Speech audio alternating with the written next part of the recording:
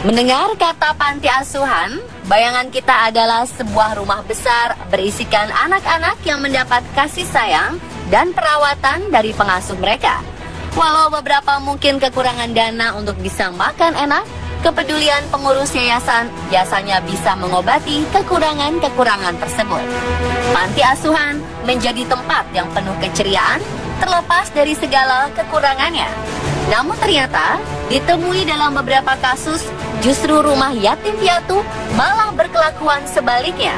Alih-alih menjaga anak-anak dengan baik, para pengurus malah melakukan hal-hal tak manusiawi, seperti menyiksa atau melakukan hal-hal tak pantas lainnya. Sejarah pernah mencatat beberapa panti asuhan dengan kasus-kasus seperti itu. Dan setelah ketahuan belangnya, panti asuhan ini dikecam, bahkan langsung ditutup. Berikut informasi yang telah on the spot rangkum tentang kasus-kasus di panti asuhan.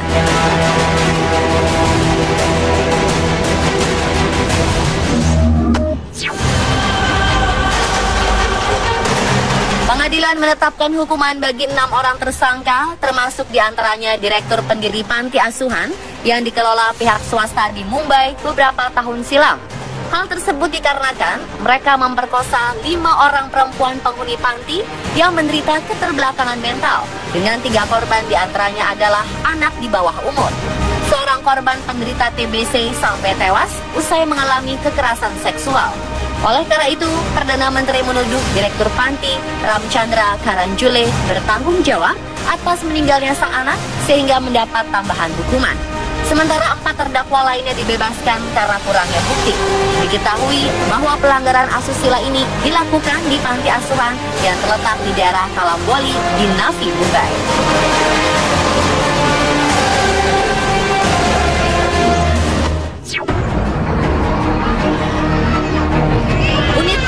Perempuan dan anak kepolisian daerah Riau menemukan 12 anak dari panti asuhan Tunas Bangsa yang disembunyikan pemiliknya Lili Rahmawati.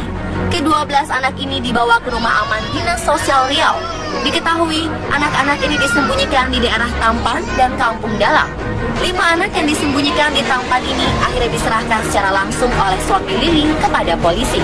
Sedangkan 7 anak lainnya ditemukan polisi di kawasan Kampung Dalam, Kecamatan Senapelan, Pekanbaru. Polisi juga menangkap perempuan bernama Aisyah yang diduga sebagai pengasuh panti. Hingga kini 12 anak telah dievakuasi ke Dinas Sosial. Kepiluan di Yayasan Tunas Bangsa terbongkar setelah Muhammad Zikli, balita 1 tahun 8 bulan tewas setelah diduga menerima penganiayaan. Paman korban melihat adanya kejanggalan kematian korban karena terdapat luka di sekujur tubuhnya. Dalam perkara ini, polisi telah menetapkan Lili sebagai tersangka. Lalu kasus lain di panti asuhan itu terungkap saat Lembaga Perlindungan Anak Riau melakukan inspeksi mendadak di 2 panti jompo milik Yayasan Tunas Bangsa lainnya. LPA Riau menemukan adanya praktek tidak manusiawi yang dilakukan yayasan terhadap penghuni panti. Warga lansia dikurung dalam ruangan seperti penjara digabung dengan penderita sakit jiwa. Ruangan terlihat kotor karena tidak ada sekat pemisah antara tempat tidur dan lubang kakus. Penghuni tidak diberi makan selayaknya dan kerap mendapatkan kekerasan.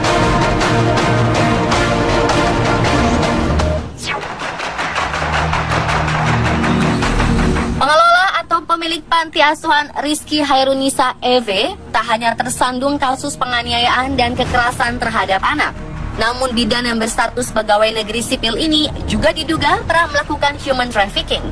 Indikasi human trafficking anak juga diketahui beberapa warga di sekitar panti di Jalan Bawal nomor 6, RT 04, RW 01, Batu Ampar ini.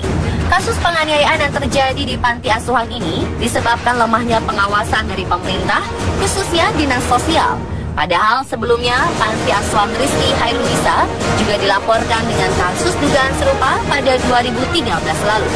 LV juga diduga mendapat keuntungan dari santunan yang diberikan para donatur. Selain itu, sembako yang diberikan dari para donatur juga turut dijual.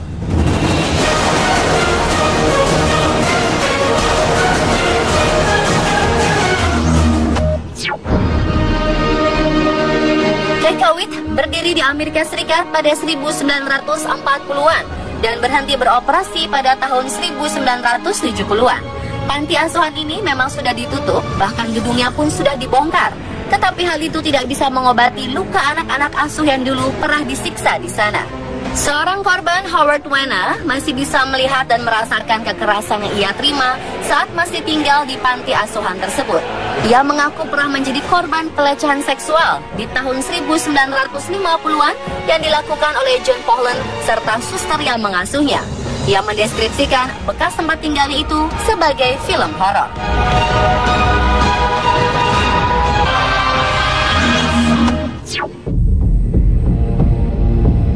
1990-an, beberapa panti asuhan di Tiongkok terjerat kasus penganiayaan terhadap anak asuhnya. Salah satu yang terparah adalah panti asuhan Nanning di wilayah Guangxi. 1993, koran South China Morning Post melaporkan bahwa 90% anak perempuan yang tinggal di sana telah tewas. Menurut Tom Hilditch, seorang jurnalis Hong Kong, peristiwa ini mungkin berhubungan dengan budaya Tiongkok yang lebih mengunggulkan anak laki-laki dibanding anak perempuan. Saat diberlakukannya kebijakan satu anak, orang tua yang melahirkan anak perempuan mengirimkan bayinya ke panti asuhan. Mirisnya, di panti asuhan, keberadaan anak perempuan pun tidak dihargai.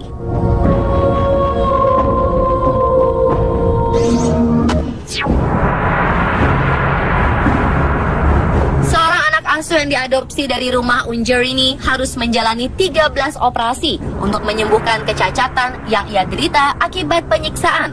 Ia kemudian menceritakan apa yang terjadi di panti asuhan itu. Ia menghabiskan masa kanak-kanaknya dengan dipasung di ranjang bayi bersama kawannya yang kemudian meninggal karena penganiayaan.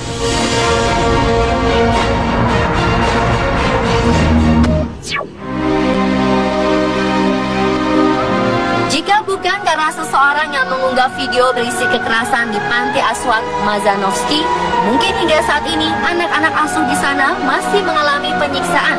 Video ini menayangkan dua orang pengasuh yang mencambuk dan menendang 7 anak laki-laki dengan semena-mena. Seorang staf mengatakan ia pernah melaporkan kejadian kekerasan di panti asuhan ini. Sayangnya tidak ditindaklanjuti oleh pemerintah.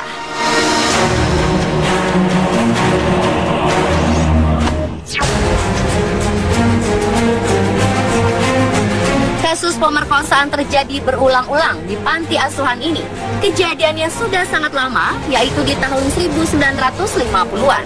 Namun korban baru berani mengutarakan kekejaman yang menimpanya saat itu.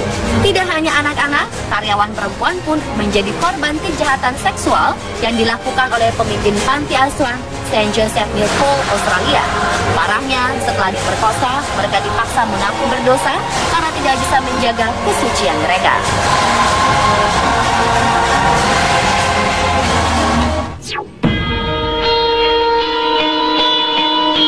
Kasus ini tidak hanya terjadi pada satu kejadian, tetapi hampir semua panti asuhan yang ada di kota Quebec, Kanada. Pada tahun 1940 hingga 1950-an, pemerintah kota Quebec hanya memberikan bantuan pada panti asuhan sebanyak $1,5 atau sekitar Rp20.000 untuk sehari. Jumlah ini sangatlah kecil dan tidak bisa mencukupi kebutuhan panti asuhan. Sementara itu, pemerintah memberikan bantuan sebesar $2,75 sehari atau sekitar Rp37.000 pada pasien gangguan jiwa. Akhirnya, pengelola panti asuhan bekerja sama dengan dokter memberikan diagnosa penyakit jiwa yang berbeda-beda pada setiap anak supaya mereka mendapat bantuan yang lebih besar. Untuk meyakinkan bahwa anak-anak tersebut memang mengalami gangguan jiwa, panti asuhan pun tidak menyekolahkan mereka dan mengurung mereka di dalam gedung.